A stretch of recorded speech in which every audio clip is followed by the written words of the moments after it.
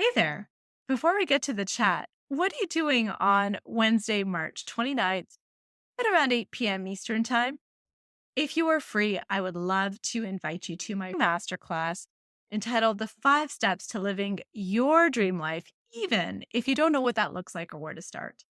In 1 hour, I will share with you the 5 steps that you need to get you on your way to living that dream life. All the information to register is in the episode description. And now let's get to the chat. Hi there, and welcome to the Anita CHAT podcast. I'm your host, Anita Rombo, and this is the podcast for growth-oriented women to have authentic, real talk. Nothing is off the table here, but as an intuitive self-relationship coach, you'll find the content gravitates towards mindset, intentional action, spirituality, and all things wellness. So if you're ready to learn, laugh, show up, and glow up to be the best version of yourself, grab your favorite bevy, settle in, and we've got lots to chat about. Hello and welcome to another episode of Anita Chat. I hope you are doing well. I thought we would kick off today by playing a little bit of a game. This is a little bit hard because I'm sitting in this room by myself, talking into a microphone and not sitting across from you with a cup of coffee in our hands, having a heart-to-heart, although it feels like I am having a heart-to-heart with you. So anyways, my point being is I'm going to play this game with myself, but I'm going to encourage you to play this game in your head or on a piece of paper right along with me. And I want to know what comes up for you. And if you feel so inclined, I would love for you to share what comes up. Feel free to DM me on Instagram at Anita Rombo or drop me a quick email. All that information is in the episode description. Without further ado, let's get playing. So I want to examine associations that we have with certain words and our mindsets around them. So let's start with the word investment. When you think of the word investment or investing, what comes to your mind? So for me, it's money, it's richness, I think security and stability, and I think growth. And I'm using these words to describe investment and investing in particular through a financial lens, because I'm hoping that when I invest in something financially, that it would yield results. I'd have growth in my portfolio, that it will make me money, and that it will contribute to my security and stability. So let's take a look at investment again, but let's apply the word investment and think about investment in ourselves. What word then comes to mind, or words? For me, as a personal development junkie, investment in myself is a non-negotiable. So I'd also say some of the things that come to mind is return on investment. I know that anytime I invest in learning, whether it be creating a new habit, a routine, investing in my education, investing in my health, I know it's going to benefit me and make me richer in terms of either my quality of life or in my pocketbook, and it's going to yield results in growth. So investment, whether it's financial investment or investment in myself, they often conjure up similar words for me. I'm wondering, does that do the same for you? And again, drop me a note, let me know. Lastly, if we take a look at the word investing or investment and apply it to a service or a product to help or benefit you in some way. So could be at home, maybe getting a housekeeper or getting a Roomba or a Dyson. It could be at work, investing in some sort of infrastructure, software, personnel to support you in work, office supplies even. It could apply to investing in a service or product to help you in your business as an entrepreneur. What thoughts then come to mind when you think of investing in a service or product that's going to help or benefit you in some way? I'm curious. And the reason why I ask this is because I caught myself the other day in a bit of a mindset funk. And I thought, hey, I think that I'm pretty positive. I think I have a pretty healthy mindset. I'm obviously coaching people to practice what I preach.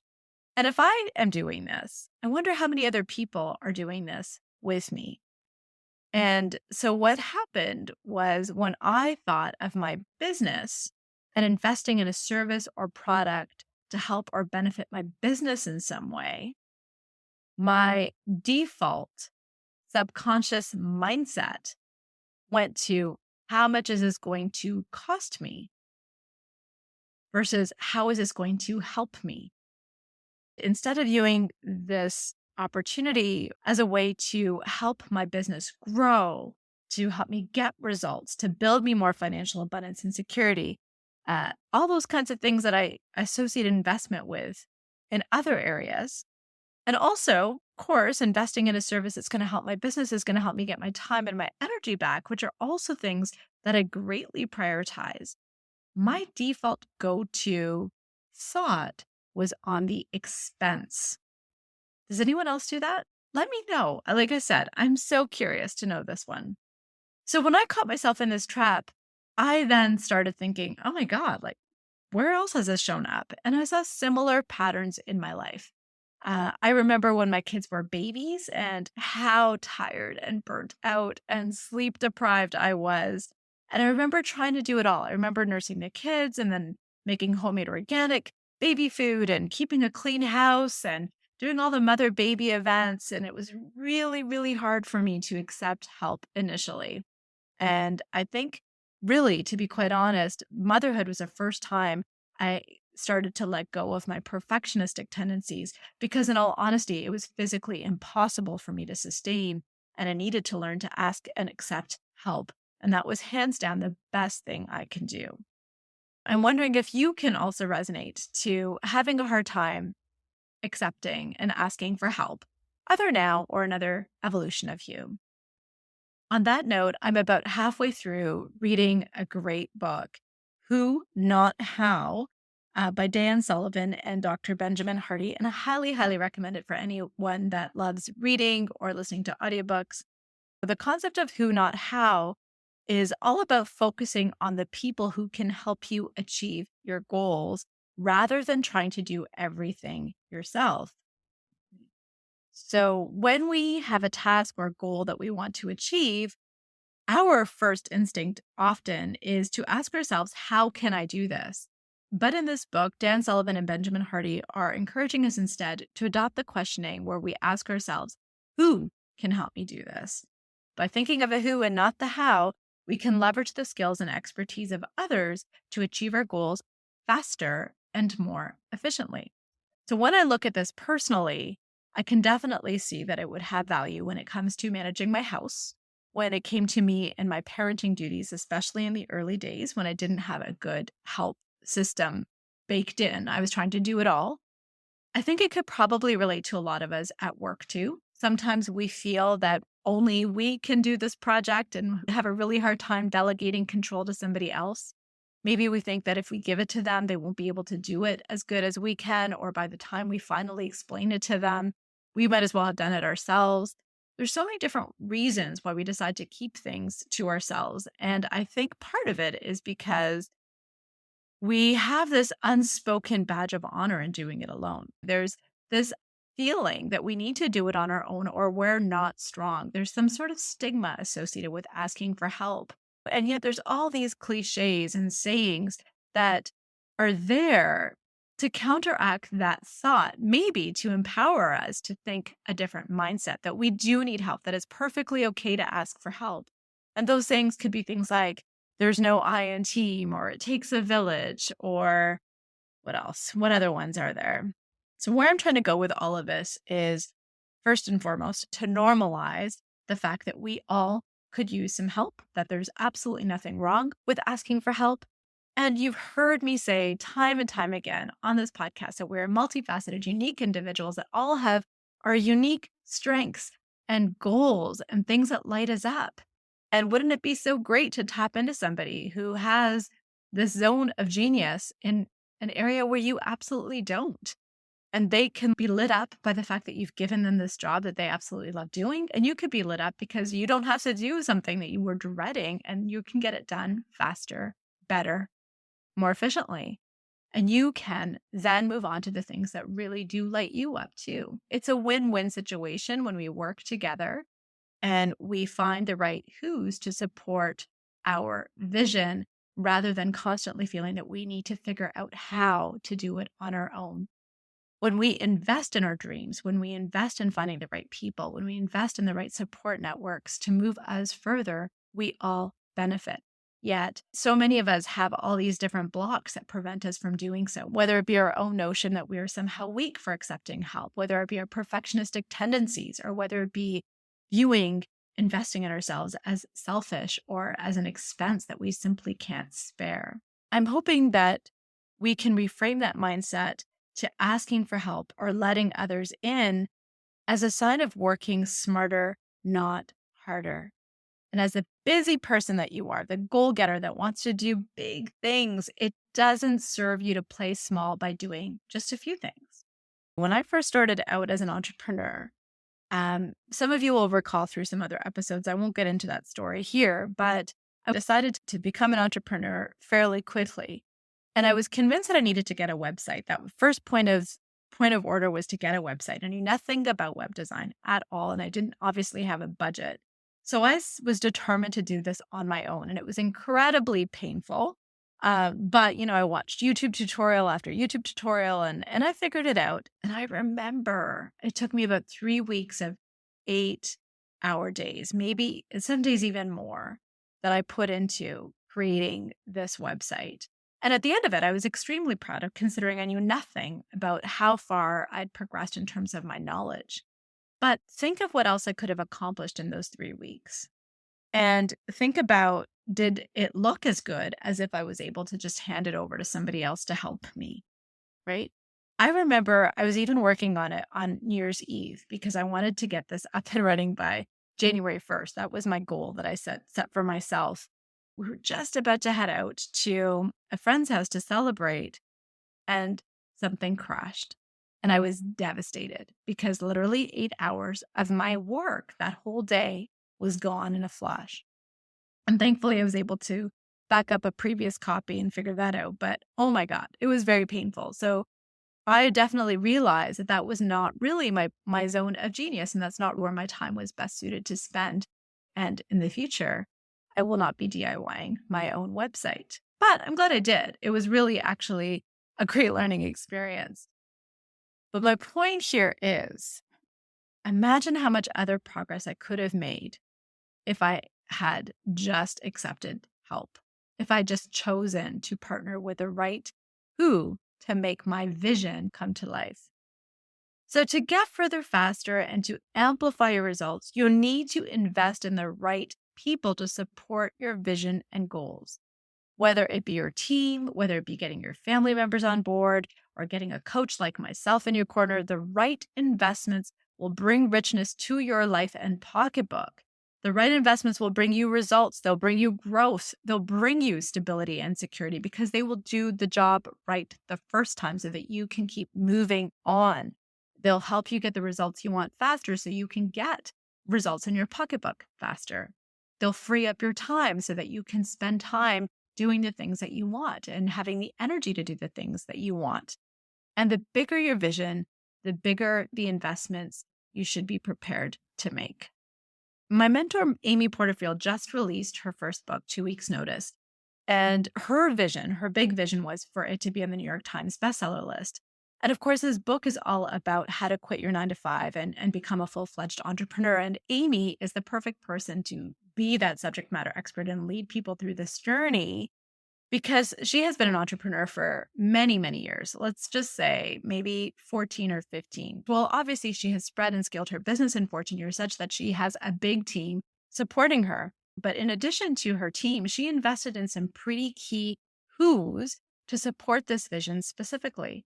She invested in getting somebody on board to do her whole book marketing promo. She invested in an editing company to help her with the writing and the editing of her book. She invested in a literary agent to help her find the right publisher to publish her book. She also invested in a public relations company to help her get some media appearances to help promote and market and sell her book. Now, she has means that we don't have for that kind of a vision. I'm just using her as an example. But she also used her loyal fans and her previous students, myself included, to be part of her book launch team. And as part of her book launch team, we helped spread the word by sharing on our social media and hosting her on podcasts and leaving reviews for her in other places. So my point is, she had a great support system in place, but in anticipation of her vision to become a New York Times bestseller, which she actually was successful in getting, she had to include some more who's to get there. Can you imagine if she was a one-man show trying to achieve a New York Times bestselling status? Like, it would be a lot of work to book yourself repeatedly on all of these podcasts and on TV channels. It would be a lot of work to edit your own blog from tip to tail. You wouldn't get all of those reviews if it was just yourself. On her own, she wouldn't be able to get as far as she did. She wouldn't be able to achieve her vision of New York Times bestseller if she did this on her own. She had to partner with other people to make it a reality. And of course, like I said, I've acknowledged that Amy is many years in the game and has a lot of other resources to make those investments. I'm just highlighting this as an example of somebody who had a big vision and therefore needed to be prepared to put a lot of bigger investments in order to achieve that vision through collaborating with the right people. So all of this to say, I want you to ask yourself, what is the cost of not investing in yourself or your big dreams? What is the cost of not accepting or seeking the right help to move them forward? I want you to think, how will your life be any different this time next year if you keep doing what you are doing today? And more importantly, how will you feel about it? If you're not going to feel good about it, maybe it's time to take some action and partner with the right who's or make those right investments that you need to make. You, my friend, are your own greatest return on investment. And so if you caught yourself doing what I caught myself doing, which is thinking of investing in yourself as an expense, I want you to reframe that mindset. And I want you to think of it as an opportunity that you can't afford to miss. Think about where you are and where you want to be. How much is that transformation worth to you? I bet you it's priceless. My challenge for you this week is to think of an area of your life where you could work smarter, not harder. Where could you invest to get back time, to get back energy, to free up space, to do the things that you want to do and that you're good at? And once you've figured that out, I want you to identify a who or whose that you could join forces with to give you the results that you want. It could be getting a housekeeper. It could be hiring your first employee. It could be coaching and mentoring a team member that exists on your teams, or it could be also investing in your own coach. And if that is something that you're interested in exploring, and if you want to see if I would be the right who for you, I'd be delighted to hop on a call with you and give you free on-the-spot coaching, as well as give you a taste of what working with me would be like. And on that note, if you do have big visions, big dreams, big goals, if you want to be sitting in a different spot a year from now, I invite you to join my free masterclass on March 29th, 5 Steps to Living Your Dream Life. Even if you don't know what you want or where to start, I promise you by the time that you leave that masterclass 1 hour later, you will have a plan, you will have clarity, and you'll have so much fun with me. And so on that note, my friends, I hope to see you at that masterclass. Have a great week ahead. Bye for now. Thank you so much for tuning into this episode of the Anita Chat podcast. If you haven't taken a minute to leave a review, I would absolutely love to hear from you. All you need to do is to search for the show, click your star rating, and type in a few words. Also, if there's a specific topic you'd like to see covered in this podcast, if you'd like me to be your coach, or if you want to just chat, feel free to send me an email or shoot me a message through my IG, which you'll find in the show notes. The show notes will also contain any links to the freebies that were referenced in this episode. Until next time, friends, it's been great chatting with you.